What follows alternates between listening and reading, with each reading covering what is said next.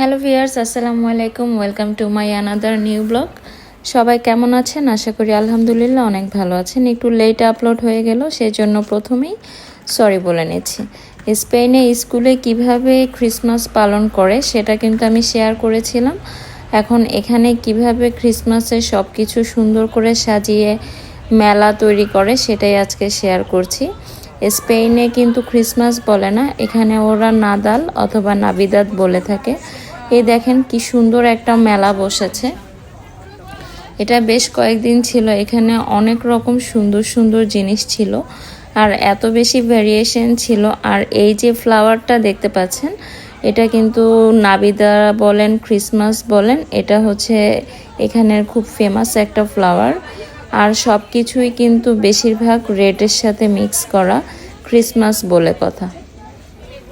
এখানে অনেকগুলো শপ বসেছে আর সবগুলোতে এত সুন্দর সুন্দর এত কিউট কিউট জিনিস ছিল, আমার তো দেখে অনেক বেশি সুন্দর লাগছিল। তাই আমি ভাবলাম আমার ভিউয়ার্সদের সাথে একটু শেয়ার করি।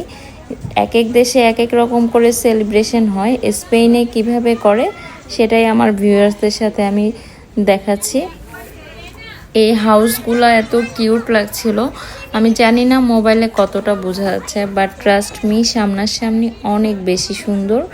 আর প্রত্যেকটা দোকানেই এই ফ্লাওয়ারগুলো আছে, কারণ আমি প্রথমেই বলেছি স্পেনে এই ফ্লাওয়ারটা কিন্তু অনেক বেশি বিক্রি হয় ক্রিসমাসের সময়। আর প্রত্যেকটা জিনিস এত সুন্দর করে ডেকোরেট করা আর এত কিউট, সব কিছুই আমার খুব বেশি সুন্দর লাগছিল। এরকম এক একটা দোকানে এক একটা করে আছে, এরকম অনেকগুলো দোকান দিয়েছে, যেটা আমাদের বাংলাদেশে ফেয়ার হয় ঠিক ওরকম। এটা ক্রিসমাসের আগে আগে তারা দিয়েছিল। আমার ক্রিসমাসের ব্লগটা দিতে একটু বেশি লেট হয়ে গেল, এটা আরও আগে দিলেই বেশি ভালো হতো। যাই হোক, লেট আপলোড বলে প্রথমেই তো সরি বলে নিয়েছি। আর আপনারা দেখতেই পাচ্ছেন এক একটা শপে এক এক রকম ভেরিয়েশনের এক এক রকম জিনিস, যেটা দেখতে প্রত্যেকটা জিনিস দেখতেই অনেক বেশি আনকমন ছিল আর এত কিউট। এই ছোট্ট ছোট্ট জিনিসগুলো ওরা এতটা নিখুঁতভাবে করেছে, আপনি সামনে থেকে না দেখলে বুঝতেই পারবেন না। এর উপর এখানে অনেক রকম ডল ছিল, ছোট ছোট থেকে শুরু করে মাঝারি সাইজ, আর সবগুলোই ক্রিসমাস রিলেটেড, যেটা আপনি স্ক্রিনে দেখেই বুঝতে পারছেন। ক্রিসমাসের ডেকোরেশনের জিনিস, তারপর পুতুল, লাইটিং, ফ্লাওয়ার, যার যেটা ইচ্ছা সে সেটাই কিনে নিয়ে গিয়েছে। আর এটা একদম আমার বাসার সামনে হয়েছে, যেটা আমার জন্য তো অনেক বেশি সুবিধা হয়েছে দেখতে যেতে, আমার বেশি দূরে যেতে হয়নি। এগুলো সব হচ্ছে ডেকোরেশনের জিনিস, রুম সাজানোর জিনিস। এটা ছিল 15 ইউরো করে। আর প্রত্যেকটাতে এখানে দেখতে পাচ্ছেন নাদাল লেখা। স্পেনে নাদাল নাবিদাত নামে বলে থাকে, তারা কিন্তু ক্রিসমাস বলে না।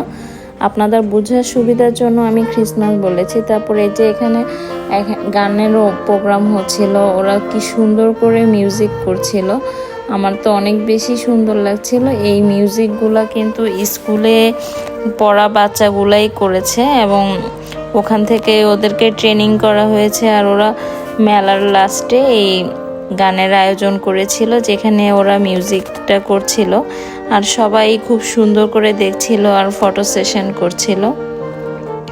কারণ বাচ্চাগুলো ছোট হলেও কিন্তু অনেক সুন্দর করে মিউজিক করছিল, মিউজিকটা অনেক বেশি সুন্দর ছিল। এরকম দেখতে দেখতে আমি মেলার লাস্ট পর্যায়ে চলে আসছি। তারপর এখানে আরও কিছু লাস্টে শপ আছে, সবগুলো শপে আমি দেখাচ্ছি।